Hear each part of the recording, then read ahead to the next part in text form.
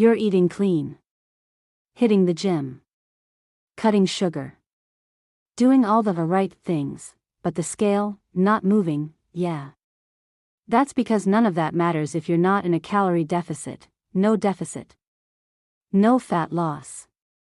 Period. So instead of guessing, let's break this down in a way that actually makes sense. No complicated math, no BS. Calorie deficit sounds like one of those fitness terms people throw around to sound smart, but honestly, it's simple. Once you understand it, weight loss stops feeling random. You're not hoping anymore. You're in control. So let's walk through exactly how to calculate your calorie deficit.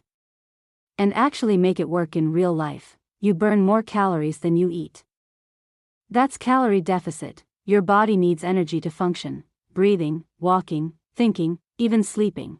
If you give it exactly what it needs, your weight stays the same. If you give it more, you gain weight. If you give it less, your body has to make up the difference. And guess where it gets that energy from? Stored fat.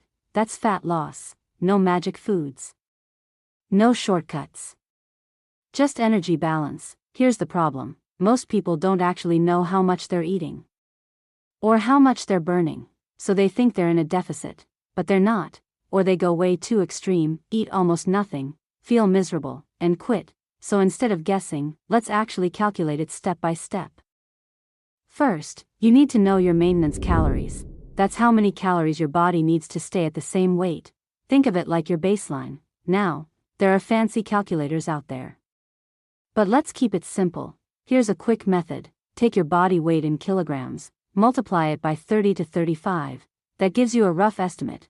Let's say you weigh 70 kilograms. 70 multiply 30 is equal to 2,100 calories. 70 multiply 35 is equal to 2,450 calories. So your maintenance is somewhere between 2,100 and 2,450. That's your range.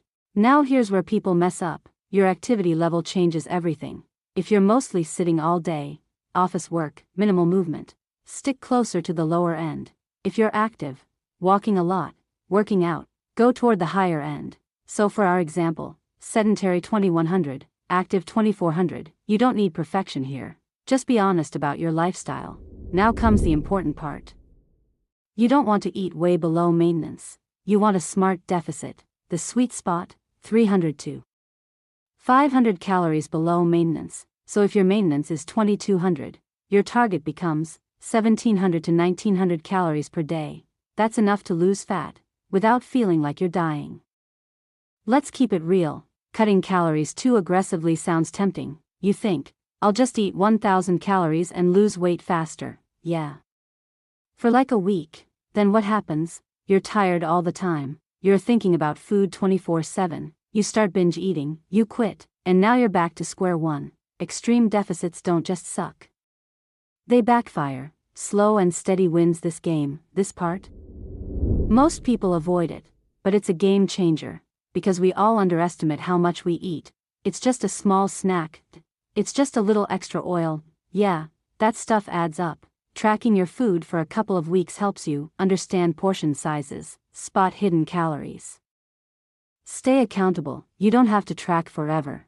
But in the beginning, it helps a lot. Not all calories feel the same. You could eat 1,800 calories of junk food and still feel hungry all day.